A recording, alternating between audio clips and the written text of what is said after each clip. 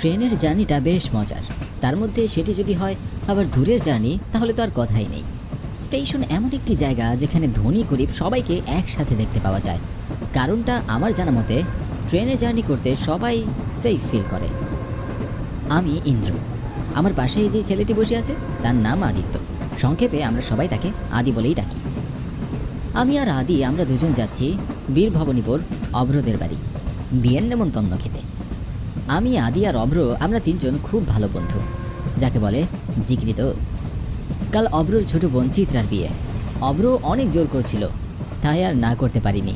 তাছাড়া শহর থেকে গ্রামের পরিবেশটা অনেক দিন দেখা হয়নি, তাই আমি আর আদি যাচ্ছি বীর ভবানীপুর। কলকাতা স্টেশন থেকে বীর ভবানীপুর স্টেশন প্রায় 3 থেকে 4 ঘন্টার পথ। অভ্রের মুখে বীর ভবানীপুর গ্রামটি নিয়ে অনেক প্রশংসা শুনেছি। গ্রামটি দেখতে নাকি বেশ সুন্দর। তবে অভ্র আরও একটি কথাও বলেছিল। অভ্র বলেছিল তাদের গ্রামে নাকি মাঝে মধ্যেই মানুষের কাটা মাথার লাশ পাওয়া যায়, কিন্তু কে মারে বা কিভাবে লোকগুলো মারা যায় তার রহস্য এখনও উদ্ধার করা হয়নি। বিষয়টি বেশ কৌতূহলী। যাকে আমরা তো সেখানে নতুন আশা করছি আমাদের সাথে নিশ্চয়ই কোনো কিছু হবে না।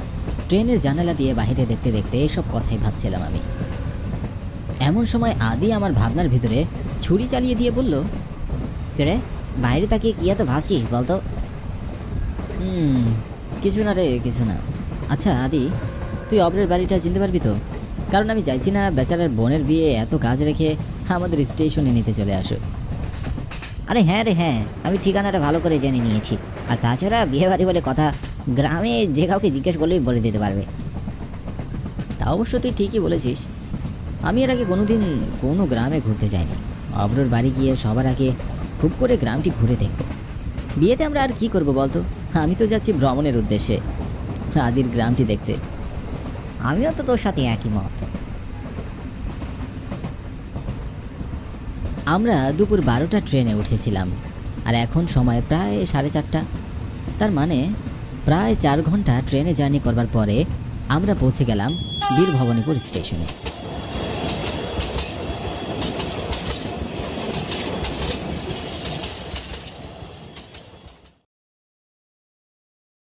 ট্রেনটি আমাদের নামিয়ে দিয়ে আবার ঝিকঝিক শব্দ করে চলতে শুরু করলো। পুরোটা স্টেশন জুড়ে আমরা দুজন ছাড়া আর কেউই নেই। এমনকি ট্রেন থেকে কাউকে স্টেশনেও নামতে দেখলাম না। আশেপাশে তাকিয়ে দেখলাম কোনো বাড়ি ঘরও চোখে পড়ল না। কিরেন্দ্র, এই গ্রামে কেউ থাকে না নাকি? আশেপাশে গাড়ি তো দূরের কথা, কোনো মানুষজন তো দেখতে পাচ্ছি না। তাই তো দেখছি।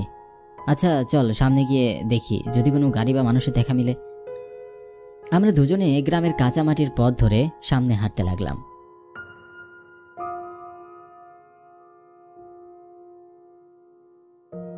কিছুটা পথ হেঁটে যাওয়ার পরে হঠাৎ চোখে পড়ল একটি গরুর গাড়ি।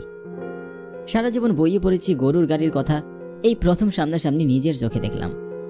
আমি আদিকে বললাম, আদি গরুর গাড়ি, চল লোকটিকে বলি আমাদের যদি কোনো সাহায্য করে।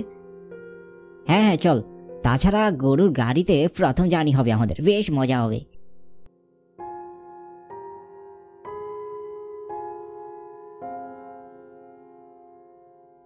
শুনছেন, আমরা বীর ভবানীপুরের পূর্বপাড়া যাব একটা বিয়ে বাড়িতে। আপনি কি আমাদের সেখানে নিয়ে যেতে পারবেন? আদির কথা শেষ না হতেই লোকটি বলল, হ্যাঁ, আপনারা মনে হয় অভ্রদের বাড়িতে যাইতেছেন, তাই না? হ্যাঁ হ্যাঁ, আপনি অভ্রকে চেনেন? শুধু চিনি না, ভালো করেই চিনি। হ্যাঁ, অভ্রদের বাড়ির পাশে আমাদের বাড়ি, সে সম্পর্কে অভ্র আমার ভাইপো হয়। ও আচ্ছা আচ্ছা, তাহলে তো ভালোই হয়। চলুন তাড়াতাড়ি যাওয়া যাক। এরপরে আমরা গাড়িতে উঠে পড়ি। লোকটি গরু দুটোকে যেই বলল চল হাট হাট, অমনি গরুগুলো চলতে শুরু করলো।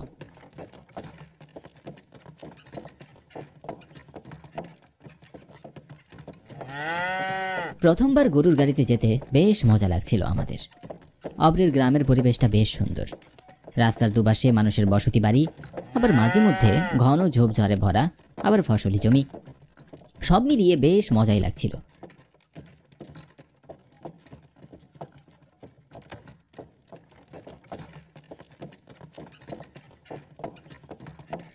গরুর গাড়িটি আমাদের একটি বিয়ের বাড়ির সামনে নামিয়ে দিল। আমাদের দেখে বাড়ির ভেতর থেকে অভ্র বেরিয়ে এলো আর আমাদের তার সাথে বাড়ির ভেতরে নিয়ে গেল।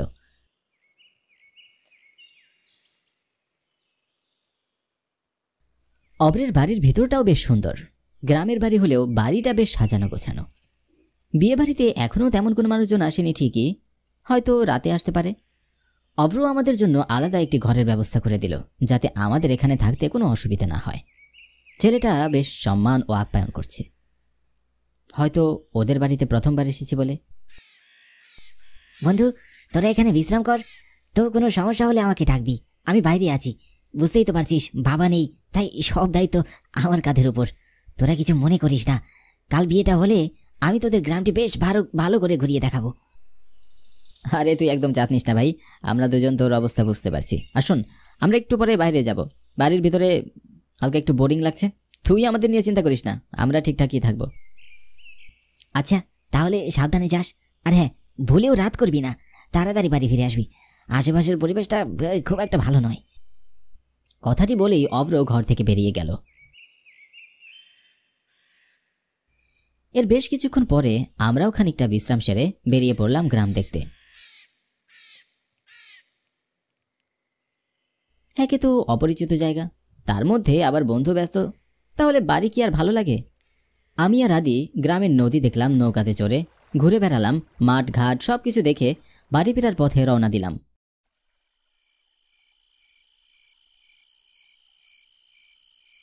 পথেই দেখি একটি চায়ের দোকান।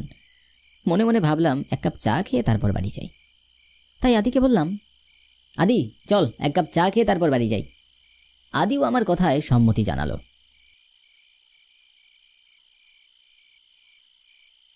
দুজনে 2 কাপ চা নিয়ে একটা চুমুক দিয়ে বেশ অবাক হলাম।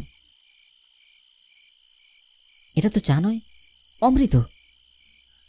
আমি আমার জীবনে এমন সুস্বাদু চা খাইনি। এমন অজপাড়া গায়ে এসে যে এমন স্বাদের চা পাবো সেটা তো কখনোই ভাবিনি। দোকানের চেহারা দেখে কেউ বলতেই পারবে না তার হাতের চা এত ভালো।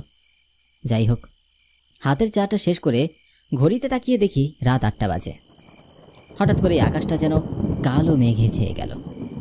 দেখে আন্দাজ করাই যাচ্ছে খানিক বাদে ধুম বৃষ্টি নামবে। আমি তখন আদিকে বললাম, আদি তাড়াতাড়ি উঠ, যেতে হবে, যে কোনো সময় বৃষ্টি নামতে পারে, আর অনেকটা রাতও হয়ে গিয়েছে, অভ্র আবার চিন্তা করতে পারে। আদিও আমার কথায় সম্মতি জানালো। দুজন চায়ের বিল মিটিয়ে হাঁটতে লাগলাম।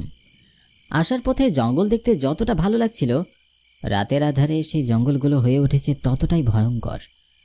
রাস্তার পাশের ঝিঝি পোকাগুলো অনবরত ডেকেই চলেছে, আর মাঝে মধ্যে ঝোপঝাড় থেকে ভেসে আসছে শিয়ালের ডাক। কেন জানি ভিতরে বেশ ভয় করছে। কে জানে রাতে কোনো জন্তু জানোয়ার বের হয় কিনা। এরই জন্য মনে হয় অভ্র বলছিল রাতে বাড়ির বাহিরে না থাকতে। এমন সময় হঠাৎ ঝমঝম করে বৃষ্টি নামল। বৃষ্টির মধ্যে কোথায় দাঁড়াবো ভাবতেই সামনে তাকিয়ে দেখি একটি ক্লাব ঘর। আমি আর আদি ক্লাব ঘরের দিকে দৌড় দিলাম। ক্লাব ঘরের ভিতরে ঢুকতেই হঠাৎ ক্লাব ঘরের দরজাটি আপনা আপনি বন্ধ হয়ে গেল। বিষয়টিতে আমি বেশ অবাক হলাম। কোথাও কোনো বাতাসের ছিটে ফোটা নেই, তাহলে দরজা বন্ধ হলো কি করে? আমি দরজাটি খোলার জন্য টানাটানি করতে লাগলাম, কিন্তু কোনো লাভ হলো না। আমাকে টানাটানি করতে দেখে আদি দরজাতে খানিক লাথি মারল, কিন্তু তাতেও কোনো লাভ হলো না। বাহিরে তখনও বৃষ্টি পড়ছে। দুজনে ক্লাব ঘরে পড়ে থাকা একটি বেঞ্চের উপরে বসে অপেক্ষা করতে লাগলাম। বৃষ্টি থামার পরে যদি কোনো মানুষ এ পথে যায় তাহলে তার কাছে সাহায্য চাইব। এরই মধ্যে প্রায় ঘন্টাখানেক সময় পার হয়ে গিয়েছে, কিন্তু তারপরেও বৃষ্টি যেন থামার নামই নিচ্ছে না। এমন বিপদে মনে হয় কখনো পড়িনি। এখন অপরিচিত জায়গায় কেই বা আমাদের সাহায্য করবে? হঠাৎ আমার মনে হলো ঘরের কোনায় কিছু একটা আছে। পুরো ঘরটা বেশ অন্ধকার, তাই ভালো করে দেখতে পাচ্ছিলাম না। একটু ভালো করে দেখতেই বুঝলাম সাদা কাপড় পরা একটি মেয়ে কাটা একটি মানুষের মাথা কোলে নিয়ে বসে আছে। বিষয়টি নিশ্চিত হবার জন্য আমি যখন আদিকে বললাম, আদি দেখ ওই কোনাটায় ওই মেয়েটা কি? আদি সেদিকে তাকাতেই মেয়েটি কোথায় যেন হারিয়ে গেল। তখন সেখানে আর কাউকে দেখতে পাওয়া গেল না। কোথায় মেয়ে? এখানে তো কেউ নেই। আমি ভয়ে তখন থেকে এদিক সেদিক দেখছিলাম। হঠাৎ আমি আদির দিকে তাকিয়ে দেখি আদি একটা ছুরি দিয়ে নিজের গলা কেটে দেহ থেকে মাথা আলাদা করে ফেলল। আমি যেন কিছু বলার শক্তি হারিয়ে ফেলেছি। মুখ দিয়ে কোনো কথাই বের হচ্ছে না, শুধু হা করে তাকিয়ে তাকিয়ে সব দেখছিলাম। আদির কাটা মাথাটি আমার সামনে পড়ে রইল, আর আদির দেহটি আমার পাশে বসে আছে। আদির কাটা মাথাটি মাটিতে পড়ে হাসছিল, কি বিকট তার হাসির আওয়াজ! আমি যেন সহ্য করতে পারছিলাম না। আমি নিজেকে আর ঠিক রাখতে পারলাম না, আমি জ্ঞান হারিয়ে ফেললাম। এরপর কি হলো আর বলতে পারি না। পরের দিন সকালে জ্ঞান ফিরে দেখি আমি অভ্রের বাড়িতে। পরে আমি জানতে পারি কাল রাতে চা খাওয়ার পর থেকে নাকি আমি ভুলভাল বকছিলাম, আর তারপরে রাস্তায় জ্ঞান হারিয়ে ফেলি। কিন্তু আমি আদির মুখ দেখে স্পষ্ট বুঝতে পারছি কাল রাতে অনেক বড় কিছু হয়েছে আমার সাথে। কিন্তু কি হয়েছিল সেই ক্লাব ঘরে, তা যেন আমার কাছে একটা প্রশ্নই রয়ে গেল। আমি সাদিক মাহমুদ। ছোটবেলা থেকেই নিষিদ্ধ ও অপ্রত্যাশিত বিষয়ের ওপর আমার প্রবল আগ্রহ। কথায় আছে, যেখানে বাঘের ভয় সেখানেই রাত হয়। আমার কেমন যেন সেই বাঘের ভয়টাই ভালো লাগে। বাস্তব জীবনে আমি এরকম অনেক বিভৎস ও ভৌতিক ঘটনার সম্মুখীনও হয়েছি, যা থেকে আমার জীবনে অনেক অ্যাডভেঞ্চারও হয়েছে। তারপর থেকেই কোনো অপ্রত্যাশিত ঘটনার উপর আগ্রহটা আমার ধীরে ধীরে বেড়ে যায়। তাই তো কোথাও কোনো ভৌতিক ঘটনার কথা শুনলে তা উদ্ঘাটনের জন্য বেরিয়ে পড়তে দ্বিধা করি না। প্রতিদিনের মতো রাতের কাজ শেষ করে মাত্র বিছানায় গা লাগিয়েছি, এমন অবস্থায় ফোনে একটা কল বেজে ওঠে।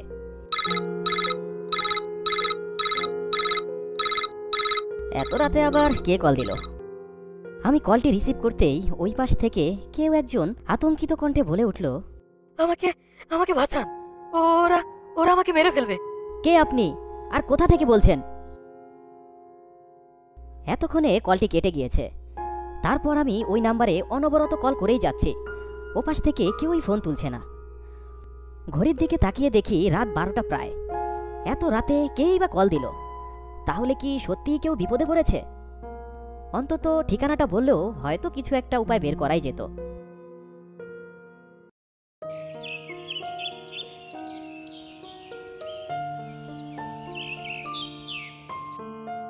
পরদিন সকালে জলযোগ সেরে একটু হাঁটতে বেরিয়েছি। চারদিকটা আজ একটু বেশি সুন্দর লাগছে। রাতের বেলায় হালকা বৃষ্টি হওয়ায় মনে হচ্ছে সবুজ গাছপালাগুলো তাদের প্রকৃত রূপ ফিরে পেয়েছে। তবে হঠাৎ খেয়াল করলাম কিছু লোক ঘাটিয়ায় করে একটি মৃতদেহ নিয়ে যাচ্ছে।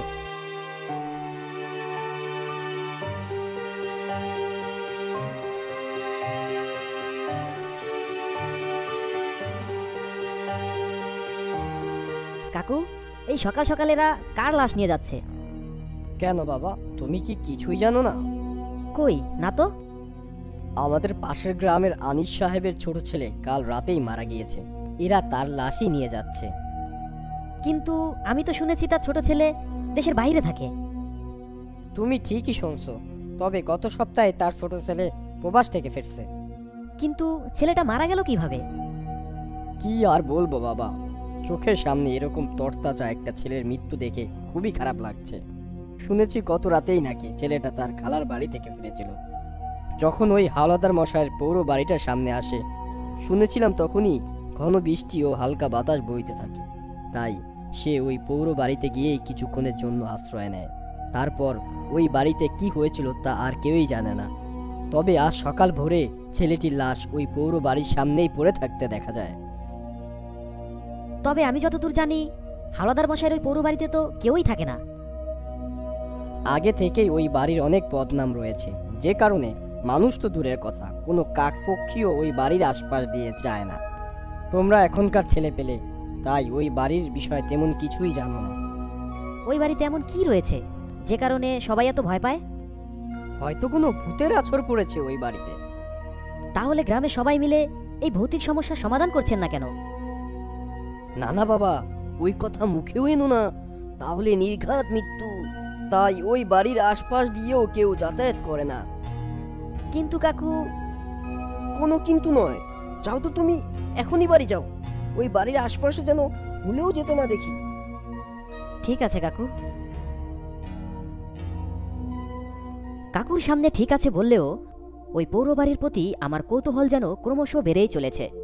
গ্রামের মধ্যেই এমন ভৌতিক অবস্থা বিরাজ করছে এবং যার কবলে পড়ে প্রাণ হারাচ্ছে হাজারো নিরীহ মানুষ, আর আমরা কিনা তা নীরবে নিবৃতে সহ্য করেই চলেছি। না, এভাবে আর চলতে দেওয়া যায় না। এমন কি রয়েছে ওই পৌরবাড়িতে তা আমাকে উদ্ঘাটন করতেই হবে এবং খুঁজে বের করতে হবে এর সমাধান। পরদিন সন্ধ্যার ঠিক পরপরই কাউকে কিছু না বলে আমি একাই বেরিয়ে পড়ি ওই পৌরবাড়ির রহস্য উদ্ঘাটনের জন্য। ভাবলাম আজ রাতটা এই বাড়িতেই থাকবো, তারপর যা হবার হবে। বাড়ির ভিতরে ঢুকেই আমি চমকে গেলাম। মনে হচ্ছে না এটা কোনো পরিত্যক্ত বাড়ি। রুমের ভেতরটা একদম সাজানো গোছানো। তবে বেশ কিছুক্ষণ বসে থাকার পর বিছনার সাথে একটু গাটা লাগিয়ে শুয়ে পড়লাম। চারদিকটা একদম স্তব্ধ হয়ে আছে। তবে কোনো ভৌতিক আলামত তো দূরের কথা, কোনো জীব জানোয়ারের উপস্থিতি পর্যন্ত দেখতে পাচ্ছি না। তবে বেশ কিছুক্ষণ শুয়ে থাকতে থাকতে কখন যে ঘুম চলে আসছে তা আমি একদমই বুঝতে পারিনি।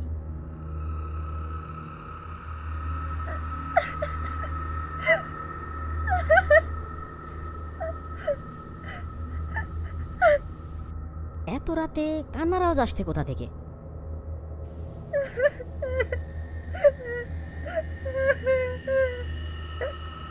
ধীরে ধীরে কান্নার শব্দটা যেন বেড়েই চলেছে। তবে আশেপাশে কাউকেই দেখতে পাচ্ছি না। তাহলে কি শব্দটি বাইরে কোথাও থেকে আসছে? দেখি তো একটু বাইরে গিয়ে। দরজার বাইরে এসে এদিক ওদিক তাকিয়ে ভালোভাবে দেখলাম, তবে আশেপাশে কোনো কিছুই দেখতে পাচ্ছি না।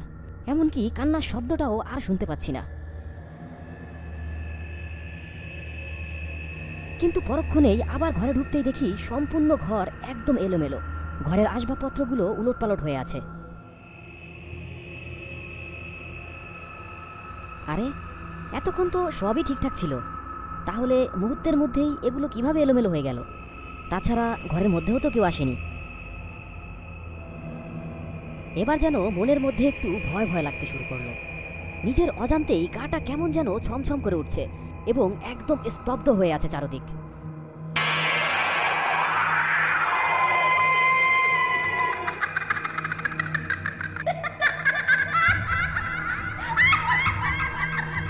এর মধ্যে আমি খেয়াল করলাম একটি ভৌতিক নারী মূর্তি অভয়ব আমার সামনে উদয় হলো। তার চেহারার আকৃতি ভালোভাবে বোঝা যাচ্ছে না। মনে হচ্ছে তার চেহারার এক পাশ আগুনে পুড়ে ক্ষত বিক্ষত হয়ে গিয়েছে, যা দেখে আমার শরীরের সবকটি লোম দাঁড়িয়ে গিয়েছে। তারপরেও আমি ভয়ে ভয়ে জিজ্ঞেস করলাম, এ কে আপনি? আমি কে সেটা তুই জেনে কি করবি? তুই এখনই মৃত্যুর জন্য প্রস্তুত হ। আমাকে কেন মারতে চাইছেন? আমি আপনার কি ক্ষতি করেছি? তুই আমার কোনো ক্ষতি করিসনি। ক্ষতি তো করেছে ওই হালদার মশাই।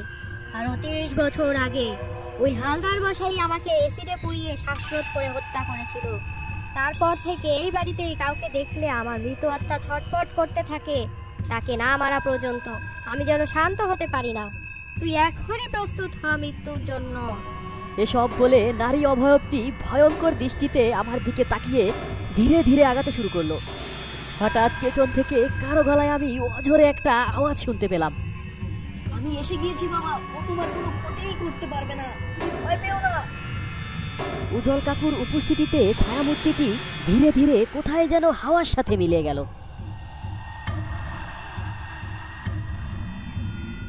তোমাকে এতবার নিষেধ করার পরও তুমি এখানে আসলে, আমার কোনো কথাই তুমি শুনলে না। এখন আমি না আসলে কি হতো একবার ভেবে দেখেছো? তা আমার ভুল হয়ে গেছে কাকু, আপনার কথাটা আমার শোনা উচিত ছিল।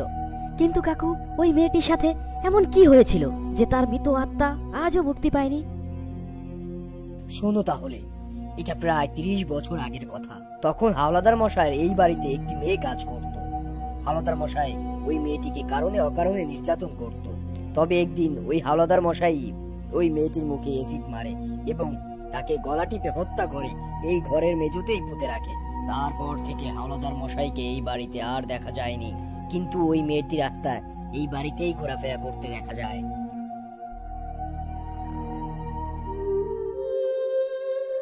পরের দিন সকালবেলা গ্রামের সবাই মিলে ওই ঘরের মেঝেতে মাটি খোঁড়ার পর ধীরে ধীরে বেরিয়ে আসে ওই মেয়েটির আস্ত একটি কঙ্কাল।